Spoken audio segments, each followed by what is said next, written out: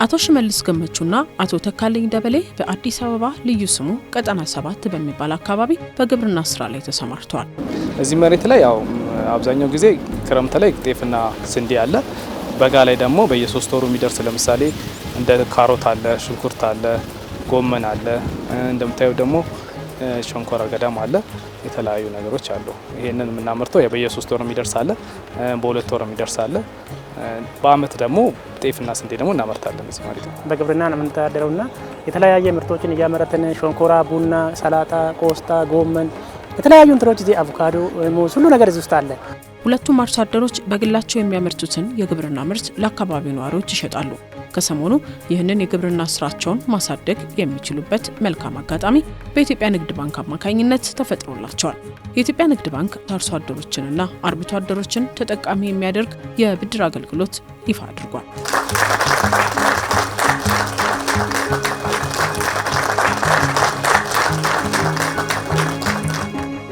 ይህ የብድር አይነት ቀደም ሲል በግብርና ዘርፍ ለተሰማሩ ባለሀብቶች ከሚሰጠው ብድር በተለየ ግለሰብና በቡድን የተደራጁ አርሶ አደሮችን፣ አርብቶ አደሮችን በቀጥታ ተጠቃሚ የሚያደርግ ነው።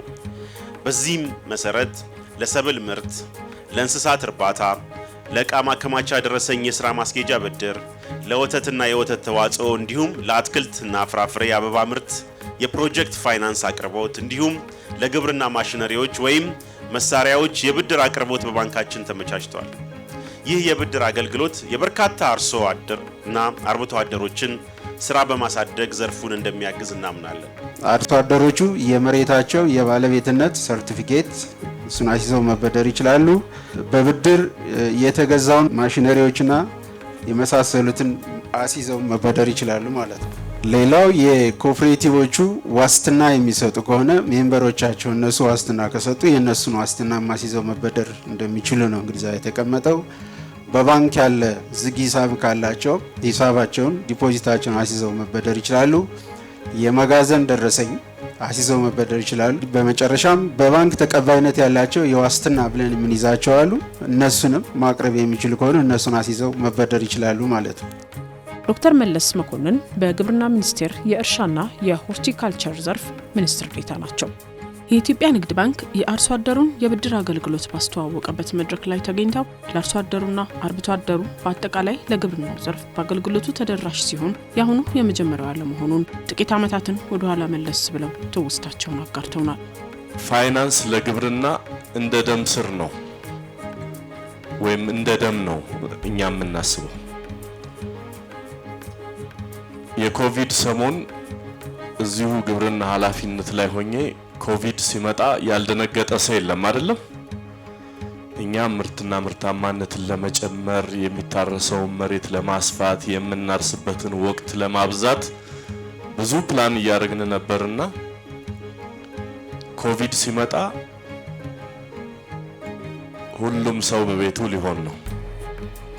ምንድነው የሚውጠን? እርሻውን ማን ሊያርሰው ነው? እንስሳቶቹን ማን ሊያሰማራ ነው? ማን መኖ ሊያበላ ነው? መካናይዝድ አልሆንም። ለዘመናት አባቶቻችን ሲያርሱበት በነበረው ማረሻ ነው የምናርሰው። አርሶ አደር ማሳ ላይ ካልዋለ፣ አርሶ አደር ከብቶቹን ይዞ ማሳ ላይ ካልዋለ እንዴት ነው የሚሆነው? የምር ነው የምነግራችሁ። በጣም ነው ሾክ ያደረግነው።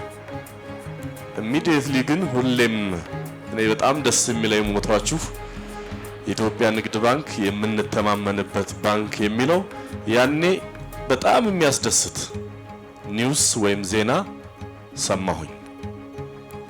የሜካናይዜሽን ብድር የወሰናችሁበት ጊዜ ነበር።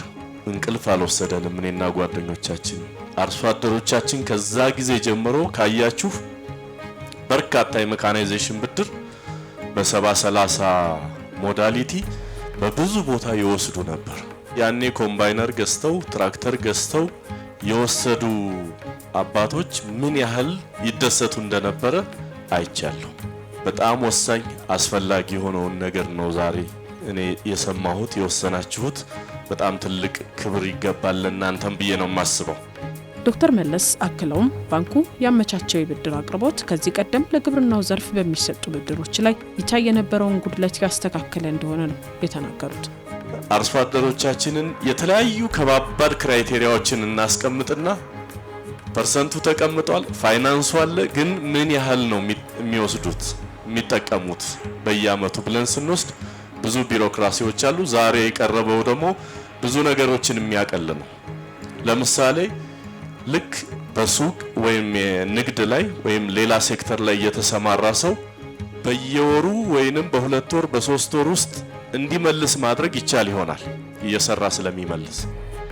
ግብርና ግን በወር ወይም በሁለት ወር መልስ ብንለው ከዝግጅት ጀምሮ የማምረቻ ጊዜውንና ምርቱን ሰብስበው ሸጦ እስከሚመልስ ያለውን ጊዜ ኮንሲደር ማድረግ ያስፈልጋል። እሱ ብቻ አይደለም።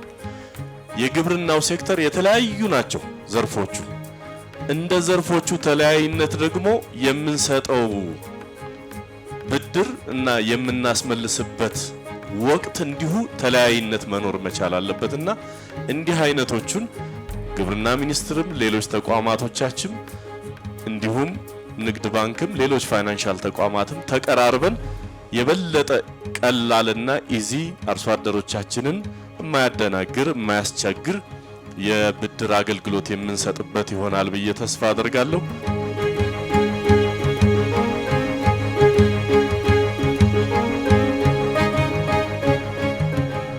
የኢትዮጵያ ንግድ ባንክ ፕሬዝዳንት ተወካይ አቶ ኤፍሬም ሞክሪያ ይህ የብድር አቅርቦት የፋይናንስ አካታችነትን ያማከለ መሆኑን አንስተዋል።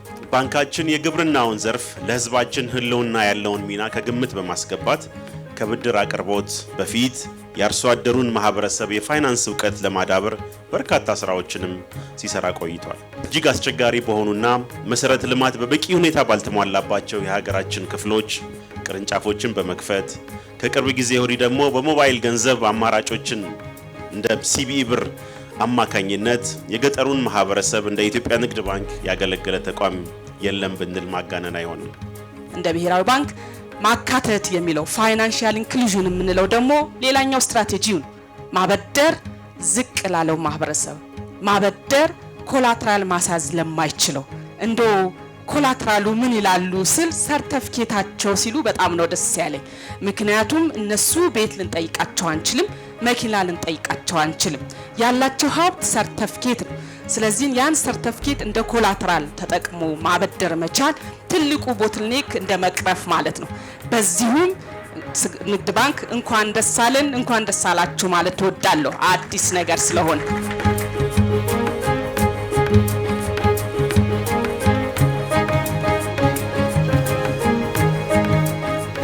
አስተያየታቸውን ለዝግጅት ክፍላችን የገለጹልን አርሶ አደሮች የኢትዮጵያ ንግድ ባንክ አርሶ አደሮችና አርብቶ አደሮችን ተጠቃሚ ለማድረግ የጀመረው የብድር አገልግሎት ለግብርና ስራቸው እድገት ከፍተኛ አስተዋጽኦ እንዳለው ነው የገለጹልን። ፋይናንስ እጥረት አለ። ለምሳሌ አሁን ሶላር እዛ ጋር አለ ትልቅ ብር ነው ያወጣ ነውና እንደሱ አይነቶች ፓምፖች እነዚህ ለምሳሌ ያው ካሽ ያስፈልጋልና ወይ ደግሞ ፋይናንስ ያስፈልጋል። ኢትዮጵያ ንግድ ባንክ ደግሞ ይሄንን ለኛ ማድረጉ ትልቅ ሞራልና ትልቅ የስራ ፍላጎትን አሳድሮብናል ማለት ነው።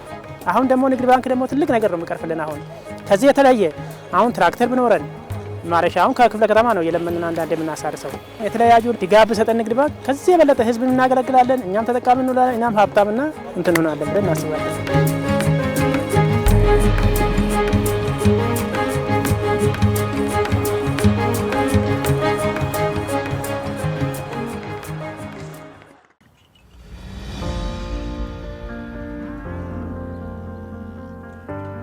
እንዴት ዋላችሁ? መስገን ምን ነው ቀዘቀዝ? ትንሽ አዝመራ ዘር አነሳለብኝና ምን እናግዝ ታዲያ? እኔም አርሽ የምመልሰው የእህል ዘር ብድር ባገኝ ብዬ ስንከራተት ነው ያልኩኝ። እስከ መቼ የእህል ዘር በብድር ይሞላል ብለን? ምን ላርግ ታዲያ?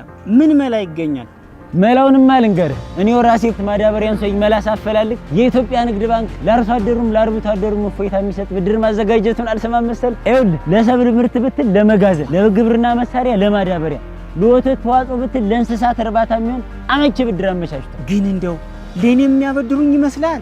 አዎ ስልህ ለብቻም ሆነ ከሌሎች አርሶ አደሮች ጋር ቢሆን አንድ ላይ ሆናችሁ መበደር ትችላላችሁ። ታዲያ ምን ማድረግ ነው የሚጠበቅብኝ? እዚህ አቅራቢያ የሚገኝ የኢትዮጵያ ንግድ ባንክ ቅርንጫፍ ጎራ ብለህ ባለሙያ ማክረህ ከ25% ጀምሮ ቆጥበህ ያሻን የግብርና ብድር መበደርና ልማትን ማቀላጠፍ ነው። አገር የሚመግበው ባለሙያ ለዓመታት ሲያገለግል የቆየው የኢትዮጵያ ንግድ ባንክ የግብርና ስራ እንዲቀላጠፍ አስፈላጊ የሆነ ብድር አመቻችቷል። ከ5% ጀምሮ ቆጥበው የግብርና ስራውን ያቀላጥፉ። የኢትዮጵያ ንግድ ባንክ ሁሌም